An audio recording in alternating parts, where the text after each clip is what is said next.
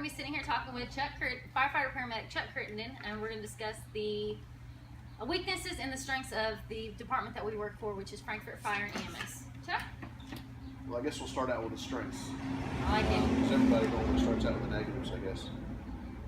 I guess the strengths would be, like our cameraman John was saying earlier, we do have a lot of highly trained individuals here, fire instructors and such that teach with the state fire school, and so we do have some very high quality training here, which leads to Frankfort Fire never having an on-duty loss of life.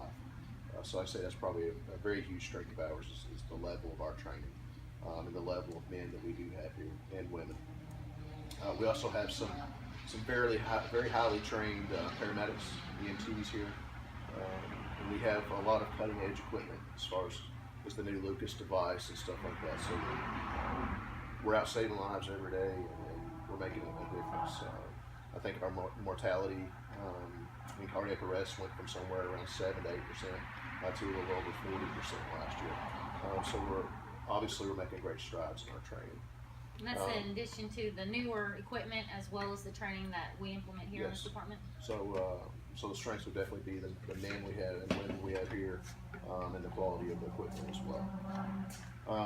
I'd say as far as the negatives, if you will, I'd say probably just like most of your departments out there, there's a obvious disconnect from what management thinks the department needs and what the frontline medics, EMTs, firefighters, and so forth thinking that we need as a department and desire for the department. Do you think that there's a way to fix that disconnect, or do you think it's just something that's going to happen with new upper management? Or no, I think any manager could right the ship, if you will. It's just going to take a manager that's willing to change direction, to admit, yes, I may have led the ship this way, but it's time that we stop heading due north and head due south. It's going to take a big change.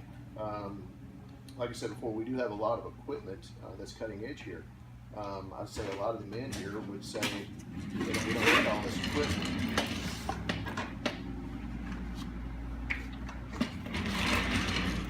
You ready, Cash?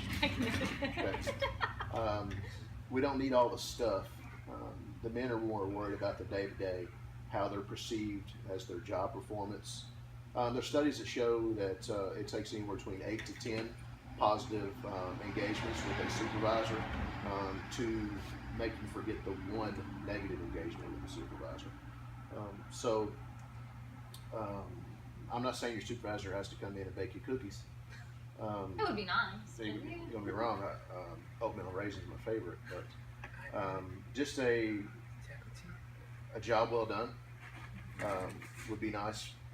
That's all that most employees seek, myself included.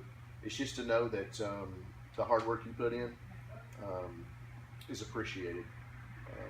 You don't have to have ribbons on your Class A's or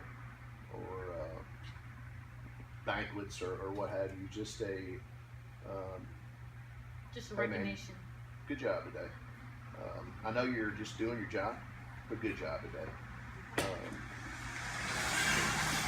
So that's the disconnect.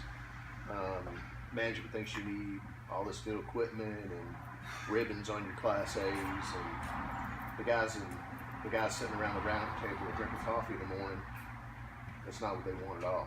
They just want to know that you know they're doing a good job. Just that we're appreciated every now and then. All right. Well, I appreciate your time. Thank you, sir.